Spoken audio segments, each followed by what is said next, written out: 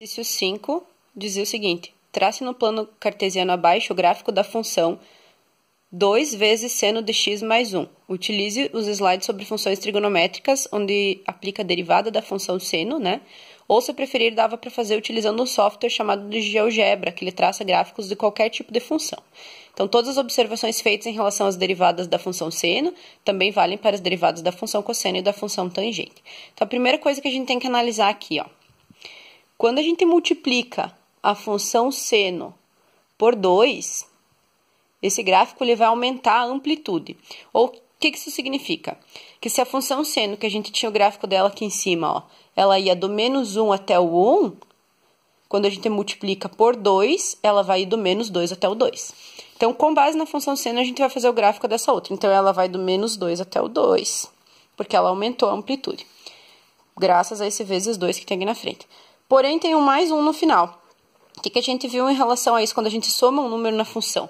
Que esse gráfico vai se deslocar para cima ou para baixo. Então, como a gente somou 1, ele vai se deslocar para cima uma unidade. Então, em vez de vir só até o 2, ele vai vir até o 3, que está mais ou menos aqui, né?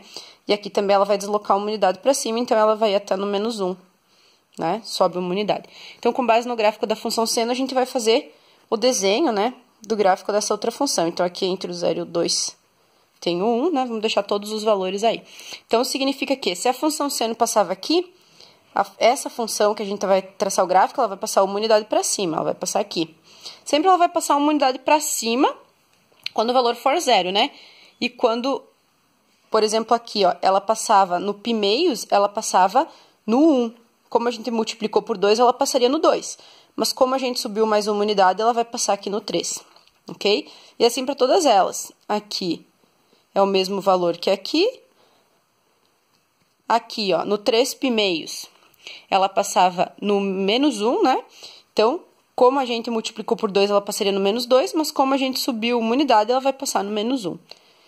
E assim, essa é a lógica que a gente deve usar para fazer os pontos, né? Todos os pontos que a gente precisa fazer. Lembrando que ela vai fazer sempre o mesmo período, né? O mesmo desenho.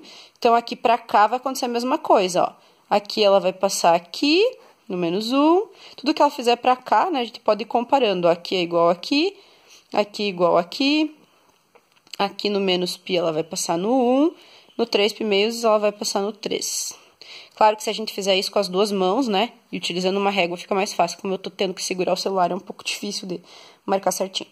Depois que a gente analisa, como eu falei para vocês, tendo como base a função seno, a gente vai ligar os valores. Nossa, horrível ficou isso aqui. Se a gente utilizar o software para desenhar, ele vai ficar bem melhor. E esse aqui seria o gráfico, né? Mais ou menos isso. Gráfico dessa função. Agora responda, qual é o domínio dessa função? O domínio são os valores utilizados para o eixo x. A gente utiliza todos os valores do eixo x, assim como na função seno. Então, o domínio dessa função é todos os números reais. Assim como o domínio da função seno. A gente pode escrever assim, ó, domínio da função f igual a todos os reais. Qual a imagem? A imagem são os valores utilizados no eixo y. A gente só desenhou o gráfico do menos 1 até o 3 do eixo y. Então, a imagem dessa função é do menos 1, intervalo do menos 1 até o 3. Ok? E qual é o período? Assim como a função seno, o período dessa função é 2π, ó. Porque se você observar daqui até aqui, né? Do 0 até o 2π, ela faz uma curva completa, ó. Um período completo. Daí, a partir daqui, ela começa a repetir o mesmo período. E assim por diante. Então, o período é 2π ou 360 graus. Lembrando que 2π radianos é a mesma coisa que 360 graus.